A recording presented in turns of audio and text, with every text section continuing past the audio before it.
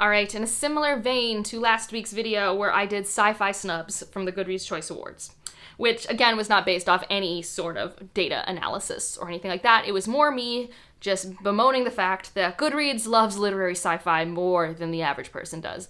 I just find it incredibly hard to believe that there is such a strong, large contingent of only lit sci-fi people, you know? Like, I like a lit sci-fi, but I also like a space opera. I also like a sci-fi thriller. I also, I like a cyberpunk. I like a robot book, I like all these things. So that was just put together based off vibes, based off covers, and that's what this list is. Because, I don't know, the Fantasy Award wasn't bad, but it was definitely missing some important subgenres, I feel. And so I put together a list of 15 books.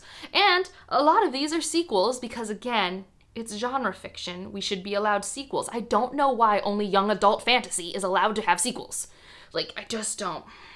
I don't get it. Now, some of the things that were on that list should have been on that list. Some of them are on mine. I might be missing some of them. I'm not sure. I just put this together because I just wanted to have a sense of what were the books that maybe went under my radar, that I forgot to look into, but I recognized their cover, which means they were marketed. Like, I think that's what the Goodreads Choice Awards can be good for. Here are the heavily marketed books that came out this year, but I don't think that's what they do for fantasy and science fiction. And I'm just like, you have one job, and that is to be my shallow list that tells me who spent the most money on books. And I just don't think that happened.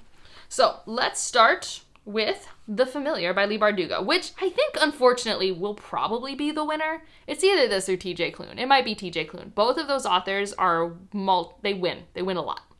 I don't know if Leigh Bardugo, she might have lost and become one runner-up once since she's become mega popular. Like, if you look at the numbers in both young adult and adult, Leigh Bardugo wins. That's what she does. All she does is win. Now, that said, this is not as well received, but I think it's gonna win. I DNF'd it. I didn't like it. But it was a heavily marketed book this year because it's by Leigh Bardugo. It's in Spain. It's historical. I think there are vampires. I never got that far, and I made it like 40% of the way in. Unsure. She's a familiar. She has some slight powers. The people she lives with learns about it and try to take advantage of her. I had issues with the character being consistent in her head and actions. One that's a little lesser known, but I have seen this cover all around, and somebody did mention to me that this is like an underrated gem, so I just wanted to put it on our radars, is The Wings Upon Her Back. Now, I have seen a range of reviews. I have no idea if I'll pick it up, and I think it's more sci-fantasy, so like genre blends there, but it looks like a cool cover. So I just wanted to remind you that this exists if you haven't tried it out yet. And yeah, like I said, I think the execution quality varies for different people. Like, I think the review I remember strongest is a negative review from Bethany at Beautifully Bookish Bethany. But that said, it was also a book that someone went out of their way to tell me was like one of the best books they read this year. So, we've got a sequel, a big sequel, nowhere near the list. Fury of Gods, third book. The first book was hot. The first book was super hot. I don't know what happened, but they barely marketed the second and third book in comparison. But in terms of, like, epic fantasy, we are dreadfully missing it on this list. So here is a conclusion to an epic fantasy series. I have no idea if I'll ever read it. Me and John Gwen, I don't think we're friends in terms of writing style in my brain. But again, doesn't mean it shouldn't be here. I think it should be here. We've got The Emperor and the Endless Palace, a book I did read. I did read this book, and I do think it belongs here. It is weird. It is dark. And I would put it here and not romantasy, for sure. Because I don't think it's a romance. But it's definitely magical. And, like, especially with some of the fantasy they've been putting on there that was more, like, magical realism and stuff, like, this is more fantastical than a lot of those. Like, with straight-up magic, we have these timelines, and you don't know how they intersect or relate to each other. You're following this discussion of this toxic relationship and cyclical abuse. It's amazing. It's not necessarily fun, but it's a very well-crafted story. And I actually saw this cover, like, everywhere. And I saw a lot of people review it. So I don't really know why it's not on the list. Maybe it has a low rating. I have no idea. Again, this is all vibes. This is not well curated with, like, an Excel spreadsheet or anything like that. All right, Empire of the Damned. This was on the list. This is a sequel. Jay Kristoff is an incredibly popular author. Could maybe beat The Familiar by Leigh Bardugo, but I don't know if his fan base is as ravenous as Leigh Bardugo's fan base, you know? All right, next up we've got I'm Afraid You Got Dragons, which had some interesting publicity, because I think someone was trying to say that he, like, plagiarized it or something like that, but he didn't. And this is, I think, the author of The Something Unicorn. I believe I'm getting that right. Regardless, I haven't read it, but it's like an author written, like a famous author in the genre put out a new work. This should be on the list. Like, what are we doing here? That's like if Tolkien was still alive and wrote a new book. Like, this isn't as famous of an author, but this is like one of those classic authors, 4 books, and he wrote a new one. So yeah. We have another sequel, and the first book actually made it last year, and it still had special book boxes, and this is the book that broke the world by Mark Lawrence. I mean, I'm not going to read it, and I haven't actually heard amazing things about the sequel, but still, like, this feels like a fantasy book that came out this year, unlike some other random books with doors. Like, just because a book is about a library doesn't mean it should just be in the fantasy section. Like, every book lover loves a book about books, but why is that always what the fantasy section is? Like, goodness, I feel like we always get inundated with these weird magical realisms, jump portal fantasy into a book thingy. I don't know. I just get bored with it. It's not my favorite trope. This one, though, is a book about books, but in a very high fantasy sort of way. Next up is on the list, The Tainted Cup. I read it. I liked it. I don't think it's going to win. I don't think it has a prayer. But I think it's a very good fantasy book. It's a good mystery book, too, so it's a good blending of mystery and fantasy, and the mystery genre is always incredibly popular. We have Emily Wilde's Map of the Otherland? Is that the name? I don't know for sure. This one, I think, will make it to the finalists. Again, I don't think it has a prayer of beating Bardugo. I don't know why, but I don't think the popularity of the second one is nearly as big as the first. And so, yeah, I'm not feeling it, but I do think it belongs on the list. Sorcerer's Comes to Call is on the list. It's the one I vote for. It's the one I would love to win. I don't think it's going to win, but I do like it. Somewhere Beyond the Sea. This is the other one where I'm like, this one might win. My top 3 is probably Somewhere Beyond the Sea, The Familiars, and and what's it called? The Empire of the Damned. I think those are the top 3.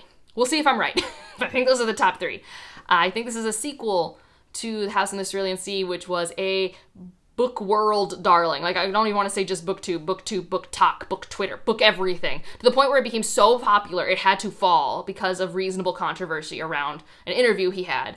Like, that's how big it became. You know something is popular when it becomes so big, it, like, can't fail. Like, I mean, it had that controversy, and it's not failing, right?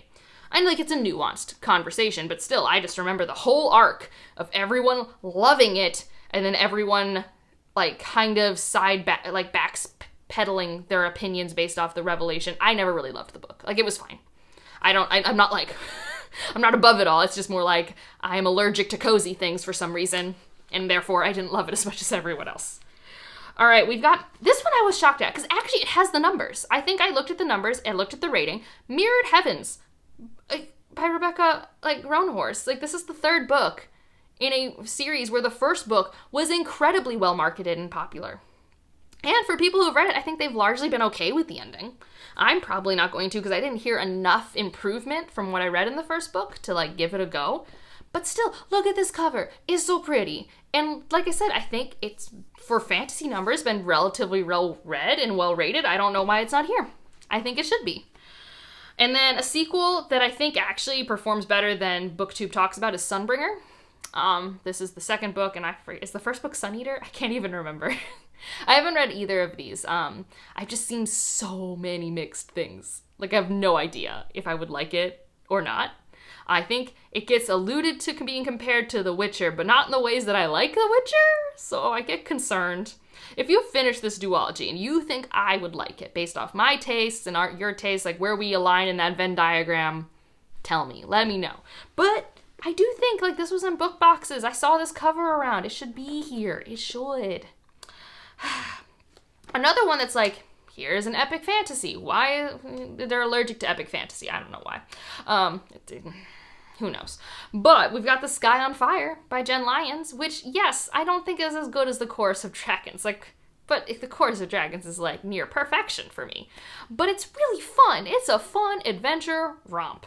Like, it has dragons. Like, truly, when people compare it to Fourth Wing, they just forget that Fourth Wing also just has bad relationships with dragons, like, atrociously toxic relationships with dragons in Fourth Wing. And that's what's highlighted in The Sky on Fire. It's not a romantasy. So, yeah, that comp, bad. Nope, there are romances that form.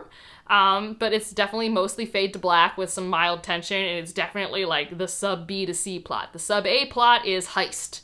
Must heist to get the thing to save the day. So if you like that kind of fun adventure time, I thought it was really enjoyable. It was a really good time. Definitely deserving, and I think relatively marketed. And then I just picked one Nevo because there was an absence of Nevo for Why. Why have we forsaken her? So probably I should have gone with her Singing Hills novella because those are definitely more popular. But because I don't love them as much, and this is a very shallow list that's just based off vibes and my mood, I went with The City in Glass, which I do have and I do want to read, and I have only seen good reviews for.